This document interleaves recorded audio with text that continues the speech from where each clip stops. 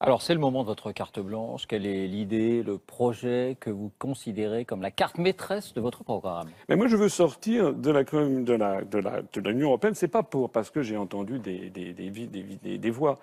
C'est parce qu'il faut que les Français sachent, je l'ai déjà dit, je le redis, que ça, c'est le programme commun du prochain président de la République française et du prochain Premier ministre s'il ne sort pas de l'Union européenne.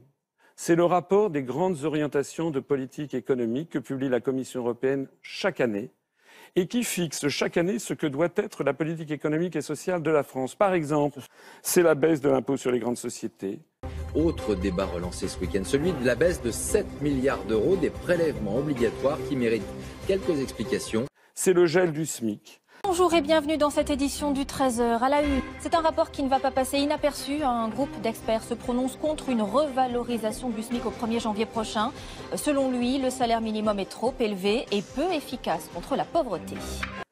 C'est la réforme du droit du travail. Première grande réforme d'Emmanuel Macron attendue avant les vacances d'été, l'assouplissement par ordonnance du Code du travail. Quel changement concret?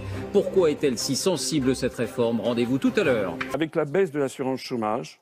Bonsoir à tous et bienvenue. Nous sommes le mardi 26 décembre et dans l'actualité ce soir, il y a d'abord les sanctions qui pourraient être alourdies contre les chômeurs jugés pas assez actifs dans la recherche d'emploi. Selon une note confidentielle, le barème serait durci. Il pourrait également avoir à remplir tous les mois un rapport d'activité sous peine d'être radié. Ça, moi je fais ça. Voilà ce que je propose aux Français de faire. Moi je veux sortir de ça.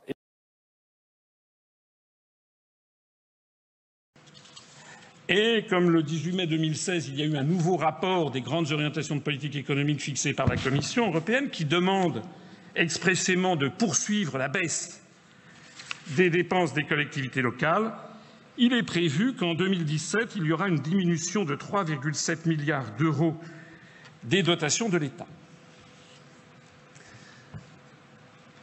L'article 121 du traité sur le fonctionnement de l'Union européenne s'applique. Et s'appliquera quel que soit le président de la République qui sera élu le 7 mai prochain, sauf si c'est moi. Puisque je suis le seul, je ne suis pas sûr que ce soit si drôle.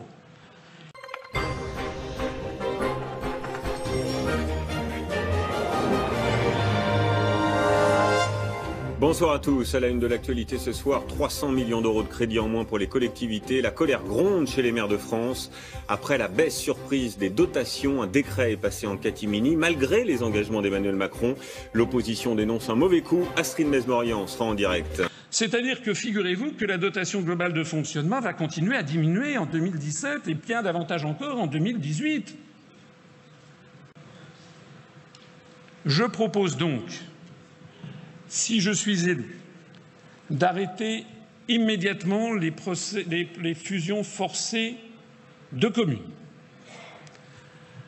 Je propose également, non pas d'interdire des fusions de communes, mais de demander à chaque fois, par une modification du Code général des collectivités locales, d'introduire le principe d'un référendum auprès des populations concernées pour que les populations disent si elles sont ou pas d'accord pour les fusions de communes. Je prévois bien entendu de revenir à la dotation globale de fonctionnement d'avant 2014 et de 2013. Je vous remercie de votre attention.